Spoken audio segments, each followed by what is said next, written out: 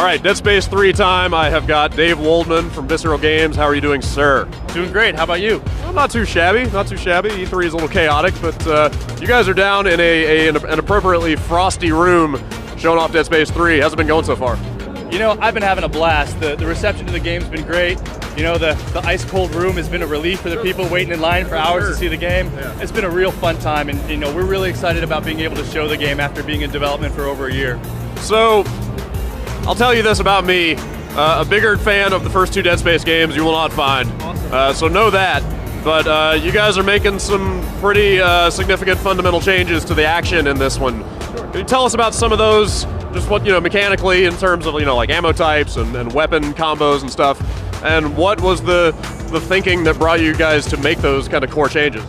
That's a big question. So we're doing a whole lot different. The biggest change we're making to the game this year is the addition of optional drop-in, drop-out co-op. What that means is you can play Dead Space like you know and love Dead Space, by yourself, in isolation, with heavy atmosphere, tension, all the horror, everything that you want to know about Dead Space and love about Dead Space. That's there for you.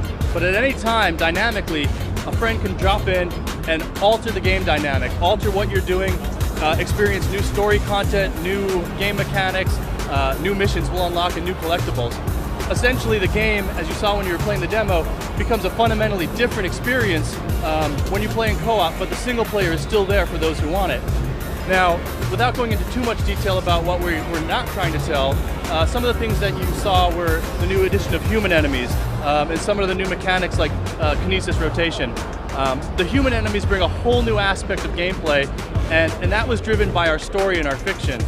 As the Dead Space universe has grown over the last 5 years, starting with Dead Space 1, then Extraction, the graphic novel, Dead Space 2, the world and infestation of the Necromorphs has gotten global, has gone worldwide, and so people are having experiences outside of Isaac. And so the natural combining of these people with Isaac kind of drove the co-op decision. And it wasn't really reasonable or plausible anymore to have Isaac only by himself on a spaceship in the middle of nowhere, given the direction of the franchise. So there's no more like Isaac's trying to tell people about Necromorphs and they don't believe him. Like it's a universal pandemic at this point. Like if they're out there.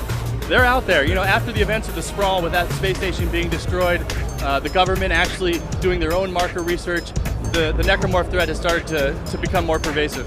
Okay. So, I mean, obviously the co-op is there. You know, if you have somebody drop in, there's the second guy. But so you're saying if you don't ever engage the co-op, are you just never going to see that guy? Is he still going to be around? Like, is it going to be an AI guy following you all the time, or will you still be able to kind of keep it as solitary and tense as you want if you want that? Excellent question. The answer is very straightforward. There is no AI followers. When you're playing by yourself, Dead Space has an expectation of atmosphere and tension, and that might get lost a little bit if you always have a buddy standing next to you trying to follow around, jabbering your ear, saying a bunch of nonsense that you don't care about. But Carver is still crucial and core to what we're doing on Dead Space 3. So he's going to be involved, but involved in a way that's not in your way and won't be actually in with you second to second. Let's talk about the weapons. I mean, you guys have combined a number of weapons into single units. You've got what appears to be like one ammo type across the game now. Is that accurate? And like what led to that? So, you know, Dead Space was founded, especially on the weapon front, with found weapons, tools constructed from Isaac. Isaac created his own guns and weapons from what he found in the world. So we're not actually going into a ton of detail about what we're doing, but what you saw in the game, you could just kind of jump ahead as a natural extension and growth of that system.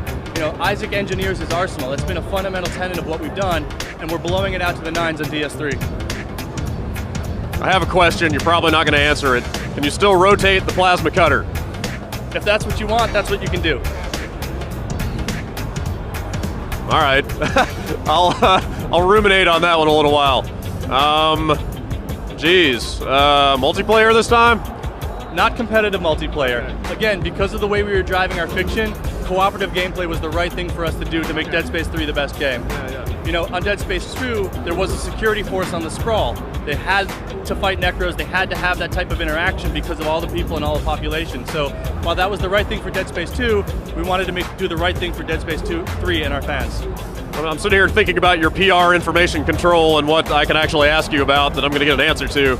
I mean, I'm still, you know, I'm pretty invested in the universe at this point. I'm just curious. You said that a few months have passed since the end of the last game. I mean, obviously he didn't just like crash land on this planet directly after that stuff. Like what, aside from the necromorphs getting out there, like in Isaac's world, what has changed? How did he end up in this place? You know, again, there's a whole lot of fiction we're not going into. The demo that we showed you today is the start of Act 2, and we designed Dead Space 3 in a traditional 3-act structure. So there's a huge amount of story exposition and gameplay that happens before you crash land on Tau Volantis, and that's going to be for you to figure out once we actually release the game. Okay, so Ice Planet is not the entire game then? Absolutely not. Okay. It's one of many settings. Okay. So you know, research facility looking place in an ice area, and monsters that, you know, humans that mutate into different spindly monsters and stuff. Are there any kind of specific cinematic influences here that you guys can talk about? Or? Not really cinematic influences directly. I mean, the design and creative team that we have at Visceral is, you know, a fan of games, fan of movies, and we take little bits of inspiration from wherever it makes sense for us. But in constructing Dead Space and the Dead Space franchise, we have to do the right thing for us and the right thing for our game. And so, sure, there may be things that look similar, have a little bit of overlap here or there, but that's what happens in the industry that's been around for as long as it has, especially with film. And so, absolutely, we take some influences, we take a little bit of this from here and there, but we got to build a game that's right for us and the right for you. So, I mean, where are you guys at right now? Do you have a target date in mind? Is that out there yet? That is. We ship February 2013. Okay. So, I mean, content locked at this point and you're polishing, or you still got tons of stuff left to build? We got a game to make still, absolutely. Okay. We're in good shape without giving too much away, but you know, we have a good 6-month push or so to get to the finish line, and we're confident we'll nail that ship date. Well, I wish you luck. Thanks a lot for your time. My pleasure.